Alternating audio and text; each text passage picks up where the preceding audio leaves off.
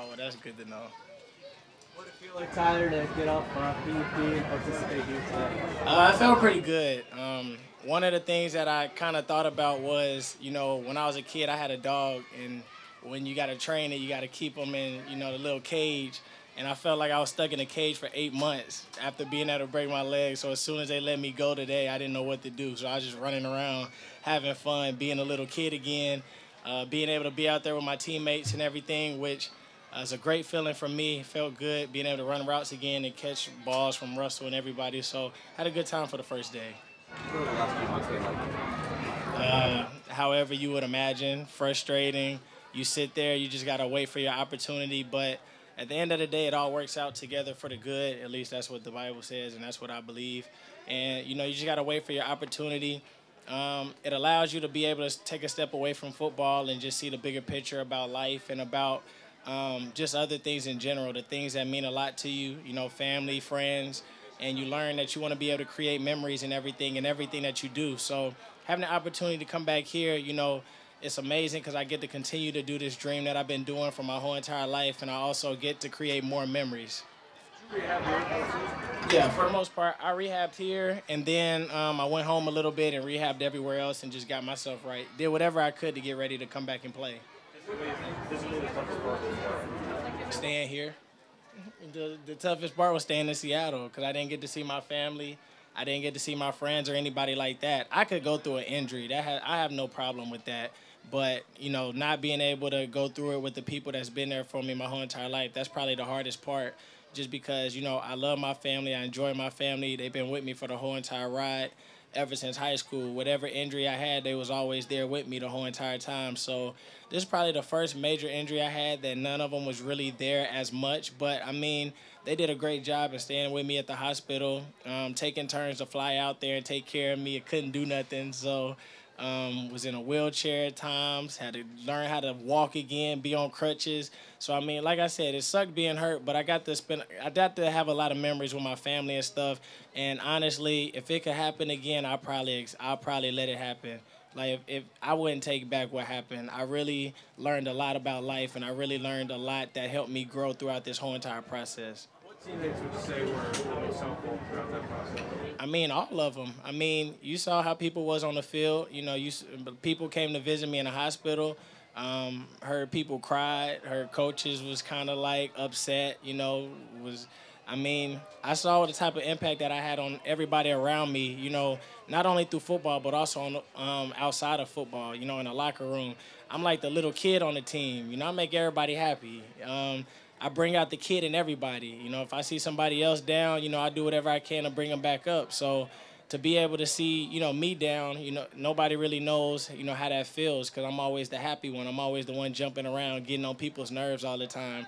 And so it sucked for me to be able to be in a hospital and watch the games and not be at practice to be the kid and get everybody happy. But at the same time, they brought it to me.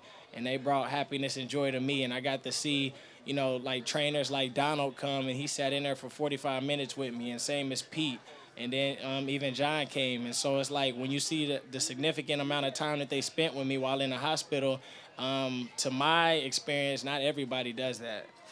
Watching your team play from the hospital. I mean, I knew every single play that was about to be ran. So I was sitting there like, man, run this route. Like, do this, do that. But, I mean, as long as we could win, I was happy.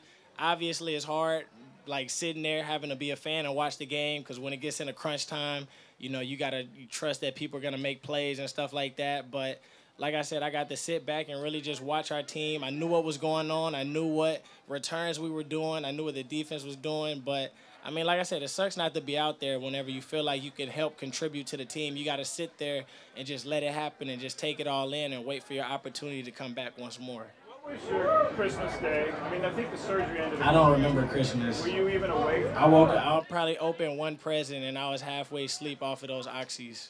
Do you remember family being in your room or anything? Yeah, I remember family. I mean, for the most part, I was halfway asleep the whole time. I didn't even make it to New Year's. I was in the bed on New Year's, sleep the whole day too. So, I mean, I didn't get to experience nothing. I opened up one present, don't even know what it is, can't remember what it was. It was probably clothes. So, but like I said, but the one thing I do remember in that whole entire time was spending time with my family, and then I got the opportunity to meet a lady when I was in the hospital, and a man that was in the hospital, and obviously they had it worse than me, and it kind of sucked to see that they had it worse than me.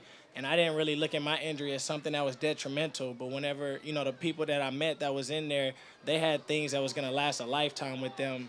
And that's when I started seeing the big picture and seeing that even though something bad like this happened to me, you have the opportunity to bring people back up. And we don't have that opportunity all the times because we're all the way up here every single time. But when you get the opportunity to go down to the bottom, you can bring other people up to the top so they can start feeling good about themselves as well, even though they're stuck in a bad predicament. They weren't roommates. You were in a private room, right? Yeah, I had a private room. But where'd you meet them? They was around me in the rooms. And so, like I said, I'm a kid. So when I'm hurt, you're not going to have me stay in the bed the whole time. I'm going to walk around. I'm going to do whatever I can. I'm going to go in people's rooms and talk to them, watch the game with them. Like, I'm going to be up and going. I'm not about to sit in the hospital and do nothing for the whole 24 hours. I'm going to go communicate with people outside, the nurses and everything like that. When were you running again? You said what? When were you running again and felt like, okay, I'm back? Like 3 months ago. Like I've been working ever since I got hurt, and I mean I've been feeling pretty good, ready to go. But obviously it's not my call, and so I just had to sit there and keep waiting and just wait for the opportunity. But I also got to learn a lot of things mentally. Got to watch the plays for myself, see how the defense is playing. So when I come back, it makes the game a lot easier because a lot of this game in the NFL is more mental than it is physical. Yeah, I mean, I'm pretty much ready to go. If we had a game tomorrow, I'd play in it. So. Did any of your teammates or coaches say something to you that stuck in terms of how to persevere in rehab because it is so long, it is so boring, it is so... Yeah, I mean, the biggest thing is you just got to be able to see the bigger picture. You're not going to recover in one day and everything is going to go back to normal. You have to be able to see the end from the beginning. And I think that's the biggest thing. And, like I said, I always said in the interviews that I was preparing for game one. And that's exactly how I did the whole entire process when I was in there in treatment, just training and getting myself back right. I know that I need to get myself back for game one, and that's the very thing that I've been doing. Obviously, a lot of people have said a lot of things that stuck with me, They said it's a marathon, not a sprint, but I'm a sprinter, so I'm a sprint. Like, that's what I do.